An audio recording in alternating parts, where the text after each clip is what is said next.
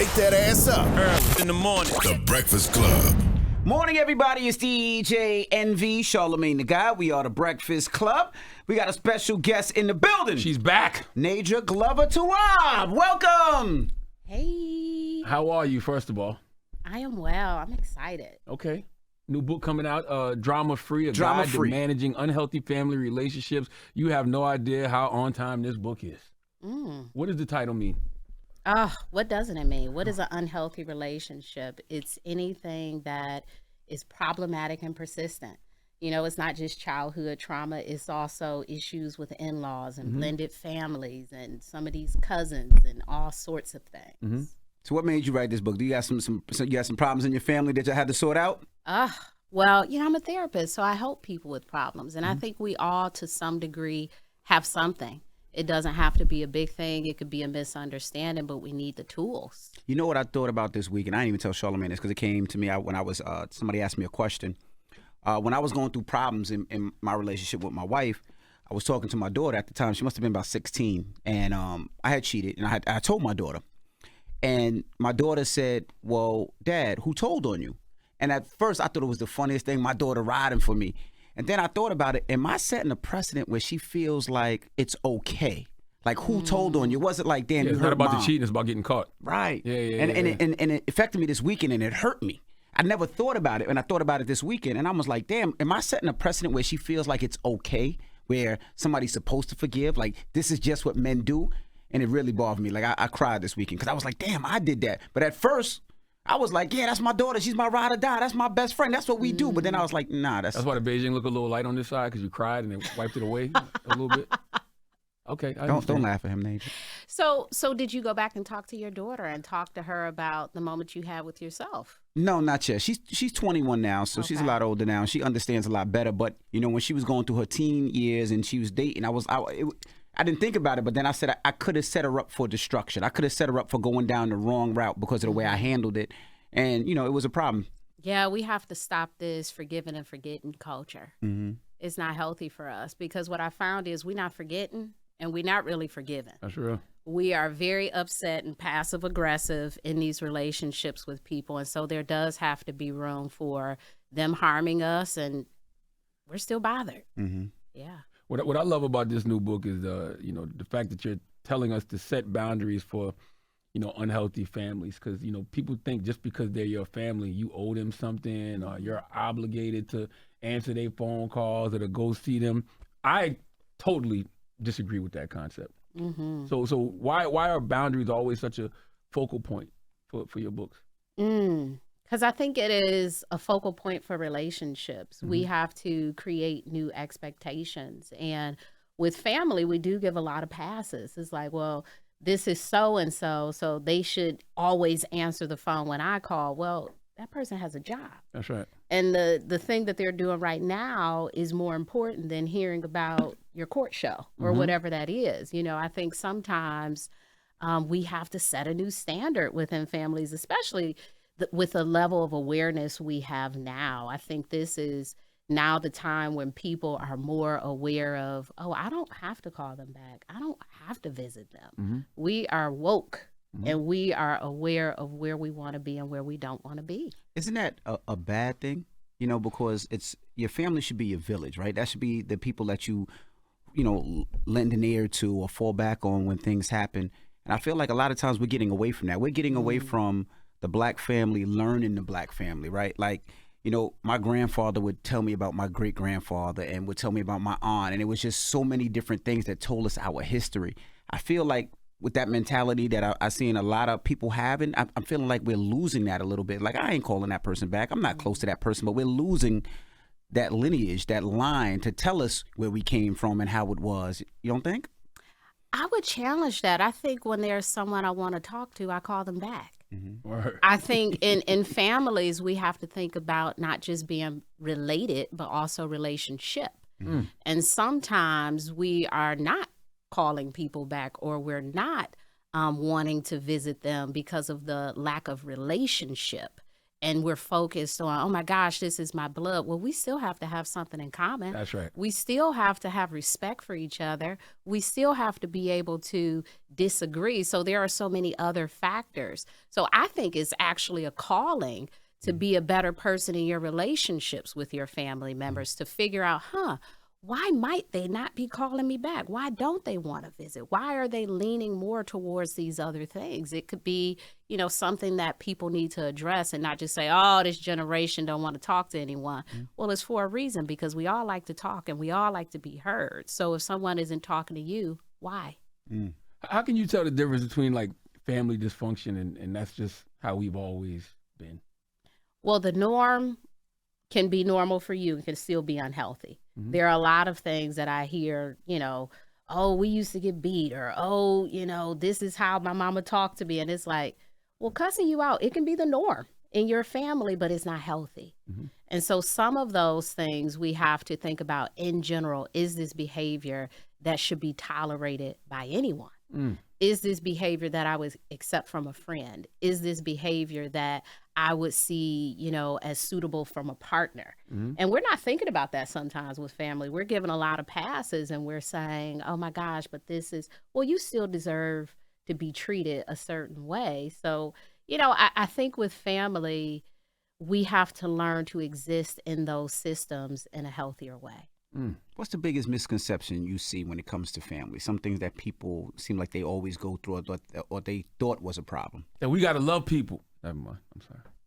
That you have to like people. There you go. I love a lot of people that I don't speak to often, or that I may not like all of their ways. But, I think loving and liking is two different things. And with families, it's like you have to like everyone. You have to talk to this cousin. You have to, and I think of family as like a class, right? Like when you start a new grade, there's 30 people in your class. I went to Detroit Public Schools, so it was 30 people in my class. But it's 30 people in your class, and maybe 3 or 4 you vibe with, right? I think it's the same with families. Like it's some people, is whatever their personality, your personality is, like this cousin, this aunt, and this uncle. Come on, y'all. And the rest of them is like, oh no, they're all cool. I really like them. But there are just certain people personality-wise, and that's the part we're not considering. That there are people, even with your children, there are certain kids you're like, this my guy. Based on personality, based on how much they seem to be like you or interested in your life. My oldest daughter likes to tell me that my third daughter is my favorite. And that bothers me. Is it true? I don't think so. But it's like, I don't like if that. If you don't think it's true. He'd be like, no. The fact that he has to say, I don't think so. No, I don't, because I don't feel like I have a favorite child. And I be trying to explain that to her. And she does it like even yesterday, my third daughter was trying to get them to look at something, like a picture she drew. And she was asking questions. What do y'all think this is? And they were kind of ignoring her. Not on purpose, but they were having conversations among each other. And I'm like, pay attention to what she's saying. And my oldest daughter was like, oh, you just wanted to pay attention because that's your favorite child. And that like makes me hot.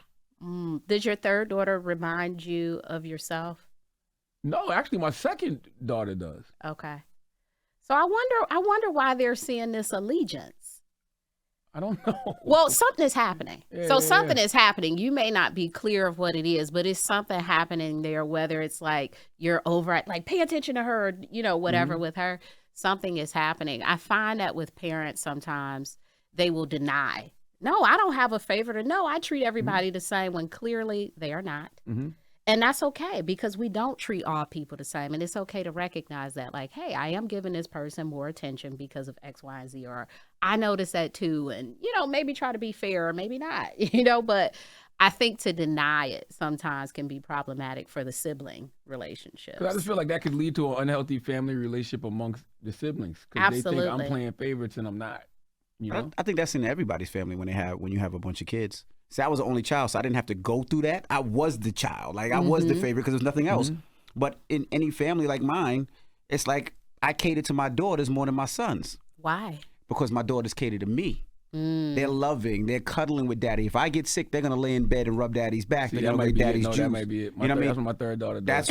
For real. That's what they do. That's it. You know what I mean? The rest of them like, your dad, you good? I see later. Like, but the rest of it, they going to lay there. Like, they're going to comfort dad. And take a liking to that. Yeah, yeah. But do you acknowledge that? Do you say that to them like, you're right, and this is why. So here's an opportunity for you to come cuddle with me.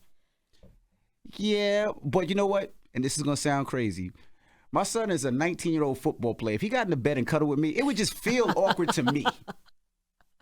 Like, look at me like that. That's wild, bro. What? You got 6 kids. Yes. 3 of them are cuddle age, but you referenced a 19-year-old son? No, because my daughters cuddle with me. My son, my Because daughter. they're 2 No, and 3. my daughter is The 21. adults. My Oh, daughter's okay, 21. okay, She get in the okay. bed and cuddle with dad. My 9, my 8, my 6, my 1-year-old. But my 19, it would just feel a little awkward. That's messed up, man. That's why men feel. That's why we be so closed off and don't know how to show emotions. You know what I mean? Get that man a little cuddle time. My son hop in the Logan, bed cuddle with daddy today. with his armpit hair on me, and it's like that's not gonna. That's nah. Armpit hair. That's horrible, bro. That's horrible. I'm sorry. Now let's talk about cycle breakers. Yes. Now that's very important, especially when it comes to our dynamic of family, right? Yes, yes, yes. Cycle breakers are people who are the first in their family to do a thing, the first in their family to be rich, to go to college, to maybe not go to college, to be married, all sorts of things. And I think when you are a cycle breaker, there is a lot of pushback from the people who have not changed, from the people who are still in, maybe some of those unhealthy relationships, because, it's hard to see people do something that you couldn't, or do something that feels like a threat to who you are, or do something that, makes you think, gosh, am I supposed to change too? So being a cycle breaker, I think a lot of their support comes from people outside their family sometimes. It comes from, that chosen family. It may come from, some of those other family members that you don't see as often. It may come from watching TV shows and identifying with, some influencer or all sorts of things. But, I think cycle breaking is important, and it's also really tough because you have to figure out a way to be supported. That's why you're an amazing author and amazing therapist, because you just be hitting things right on the nose, and it makes people not feel crazy. Because everything you just said is true, even especially the fact of having to find family outside of your family, those that chosen family. How important is chosen family? Oh my gosh, it's everything. In our families, we sometimes choose. Remember I said, it might be these 3 people that you pick, but, when we are outside of that family system, we have the ability to go to work and say, okay, I really like this person, and I really like this person. Come on, you're my family now. And we can do that with our friends, and it's just easier. The relationships are based on not blood, but just how we feel about each other. They're more authentic. And I think that is the really important piece with the chosen family. I also wanted to discuss giving families grace, giving your family members grace, right? We talk about it all the time. The way that our parents were raised, the world changes so much. The things that our parents say, what they talk about, from something small to how we were raised to beatings back in the day. So do you talk about empathy and grace when it comes to family members? Because you said, I mess with you and I mess with you. I don't really mess with you, this family member, but this family member might have been raised differently, and that's the reason why you don't like them. Yes, I have a part in the book where I talk about like how to stop hating your parents. And that's all about grace, because our parents have a story, and some of us know the story and some of us do not. But I am certain that it is the reason that they parented you in a certain way. And when I think about, when my mother tells me stories about herself, I'm like, oh, girl, I see why. Because it's not what I'm experiencing, or it's different than what I'm experiencing. So it's very easy as a child to have judgments of people. When we're kids, we think like this person should be doing this because they're an adult. And as an adult, I'm looking like, oh, these adults just as messy on social media as the kids. Or these adults have the same issues that, they've had for a long time. So adults don't have it figured out. They just happen to be parents. Gotcha. And so we do have to think about, oh my gosh, like people have so much stuff going on, and we have these expectations of them, and we have to start to see them as people. I want to go back to building support outside of your family, because, you have a chapter in Drama Free where you talk about that. And like, do you mean in like absent of, like if your blood family isn't showing up for you, should you build a family outside of that? But what if you do have some blood family members you rock with? Should you still look to build a family outside of them? All of it. I mean, is there a such thing as having too much love or too many people? I don't think so. Yeah, so we need blood family, chosen family, neighbors, all of it. I would accept it all. You know, I think there are some folks who, unfortunately, they don't have that love and support in their families, and they have to have, you know, a complete new family. But, you know, many people have a few people here and there, and many people have everyone in their family. So it really depends. But it is an important piece. I've also seen people be very closed off to having anyone who's not a blood relative around them. You know, isolating. I don't hang out with people because I only talk to my family. Well, it's not a lot of nice people in the world. You may want to include some.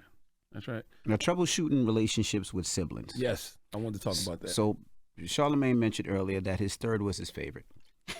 I did not say that. Don't He didn't spread think that so. lie. Almost think Don't so. spread that lie. But how does that Don't spread that now? lie. The older daughter might hate or dislike the third one because of that. But the third one didn't really do anything. So let's talk about that sibling aspect. Because Charlamagne, how many brothers and sisters you have? 5. Well, 5 that I grew up with. 2 that my dad had outside of marriage, but 5 that I grew up with. 4 that I grew up with. And how So are your relationship with all 5 of them? us? Are y'all all good? Is there something that you like more than the others? Never mind. Go Don't ahead. put them on the spot. You love everybody equally. I do. Yeah. Sure. Your heart is in 5. So how do you tell siblings to deal with that? You know, I think it goes back to that. You know, it's based on your personality. Charlamagne, Talk to Charlamagne. Okay, it's based on your personality. It's based on who you feel you can have that authentic relationship with, and we don't feel like that with everyone, even if they're related to us. And with siblings, sometimes a lot of that stuff that happens in childhood, you start to develop this idea of, you know, my parent bailed this person out, or my parent did this and it was this person's fault. And that does impact adult relationships. Another thing that I see impacting siblings is when the oldest sibling had to be a caretaker for the younger siblings. Absolutely. And they have this idea of like, this is my sister, but it's my child. This is my brother, but this my baby. And, you know, here it is, you're 40 and they 35 and you mothering them. And then there's this issue of, well, they don't want your mothering anymore. Now they want a sister. So how do we transition out of that role and really into a sibling relationship? You know, we can redefine our relationships with people at any point and talk about some of the resentment if there is a favorite child situation, because you're right. It's not one child's fault that happens. It's, you know, really based on the parent's choice, but it is easier sometimes for them to be mad at the sibling. So those are conversations to have. And I also think, you know, you can't force sibling relationships, right? Like I'm the second oldest, but it's such an age gap between me and my older sister, and it's such an age gap between my 2 younger brothers and younger sisters. So I love them, but we didn't necessarily have that relationship growing up because everybody was busy doing their own things. Like my 2 younger brothers are super close because they're closer in age. So is it a parent's job to like force those relationships to happen? No. Yeah. I think sometimes parents think they're supposed to, right? Like, you know, this is your brother, y'all have to stick together. This is your sister, you have to stick together. But a lot of that is just natural. You'll see small kids like, I want to hold my baby brother. And another kid might be like, I'm going outside. You know, so how do we allow people to select their people? So we shouldn't force them. Because I force my kids. Okay. Like I have a 19-year-old and I have an 8-year-old.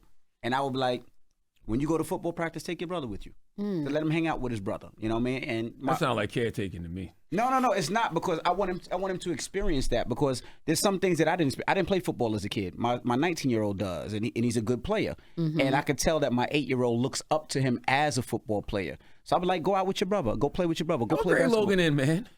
Logan going to college next year. How about to see? You keep saying he's 19 in high school? No, he go to college next year. Oh. His birthday is December 28th. But that's what I do, even with, you know, with whatever it may be, playing video games. I don't play video games. My 19-year-old does. So I'll be like, go in the room with your brother. I force him to do it, and I notice it keeps them close. So now my 8-year-old will come in my room and be like, Dad, can I sleep in Logan's room? And I'm like, go ask him. But like he's starting to develop that bond where it is close. So I kind of force him to do it. Fostering is the word you want to use, not force. you help them foster a relationship by making these suggestions. And it sounds like over time they have both grown to appreciate that. Forcing is when you say, take this kid with you, and they're like, ugh, Right. I don't want to do it. Right? So you're helping them learn to have a relationship together, and that is healthy. Now, when you're forcing your children to be close, I think that's different. It's not really closeness. It is, we can do this while we're here, but when people leave your home, like, how do you want those relationships to be? And that's what you need to think about. Like, if you're forcing it, well, when they leave home and they're out in the world, who's going to force it then? No one. There's no real closeness. So if you're fostering it and they're both open to having closer relationships, then yeah, but forcing it, I think, is not necessarily a healthy technique. Because my biggest fear, and this is just me, something I got to work through, but I don't think I'm ever going to get through it, is me not being there, right? So something happens to me or I'm not there, I'm trying to create a tight family that they can look after each other. So my dad has 2 sisters, right? And to this day, my dad is 80 years old. If something happens to one of his sisters, he is there. Doctor's appointment, one lives in Virginia, one lives in Westchester. He is there. And I love that relationship. When their mom died, they all like protect each other. At 80, they'll fight for each other right now. That's what I'm trying to establish with this little tribe, that no matter what, you look out for each other. If something happens, this one has your back. You can call this one no matter what it may be. That's what I try to establish with the family vibe. Well, I will say that it sounds like you have a healthy foundation where that is possible. I think some people do not. And that's where you start to see a lot of that conflict and lack of closeness. Your kids have a 2-parent household. Your kids, it sounds like, have a lot of love. They have the support of each other. I think they'll be okay.